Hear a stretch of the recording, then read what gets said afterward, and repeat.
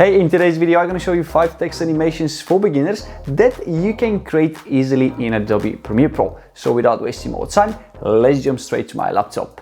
Now in Premiere, I've got my text ready, and the first thing I will do is go to the effect control panel and scroll down to the anchor point.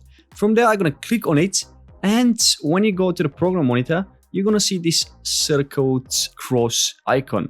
And what I would do, I would drag this icon exactly at the middle of the text. So when we do the animation, the zoom in and out will start from the middle. Then after that, I'll go to the scale, click onto the stopwatch to create a keyframe and decrease the value to 0. Then I'll move 10 frames forward and increase the value to 100. After that, I'll select the second keyframe, click with the right button of the mouse and ease in, select the first keyframe and ease out. So when I play it now, we've got smoother zoom in animation. But if you want to slow it down, you can move the second keyframe away from the first one and the other way around if you want to speed it up.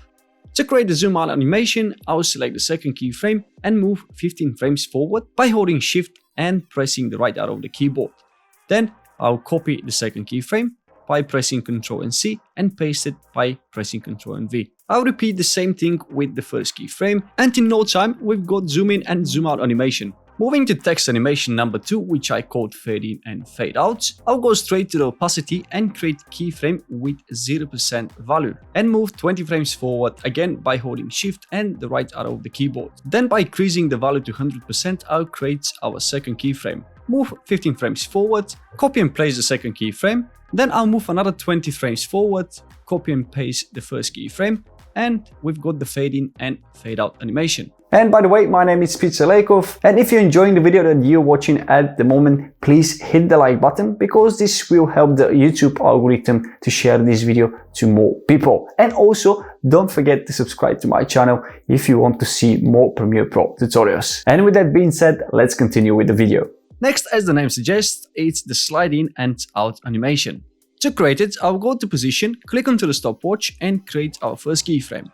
Then I'll move the text all the way to the left until it's out of frame. But now I have to bring it back onto the program monitor. So to do this, I'll move 15 frames forward and click onto the arrow icon. So I'm going to restore the default position values and create a second keyframe. Then I'll move another 15 frames forward, copy and paste the second keyframe, move another 10 frames forward and drag the text all the way to the right until it disappears. Then I'll select the first and the last keyframe, temporal interpolation and ease out. Select the middle 2 keyframes and ease in. And we've got smooth slide in and out animation. Going to the next animation, we'll be splitting some text. I'll create keyframes on scale and rotation, go back to scale and decrease the value to 0. Then go down to rotation and type 5x. Then I'll move 60 frames forward, increase the scale value to 135 and decrease the rotation down to 0. Then I'll select the last 2 keyframes and ease in, select the first 2 keyframes and ease out. Once again, I'll move 35 frames forward, copy the last 2 keyframes and paste them, move another 60 frames forward, copy the first 2 keyframes and paste them as well. And as simple as that, we've got an amazing spinning animation.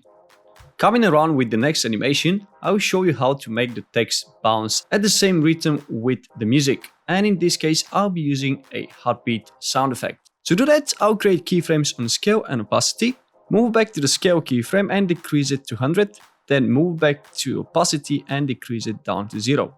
Then I'll drag the cursor at the end of the beat and create our second keyframes. The scale will go up to 135 and the opacity will go up to 100.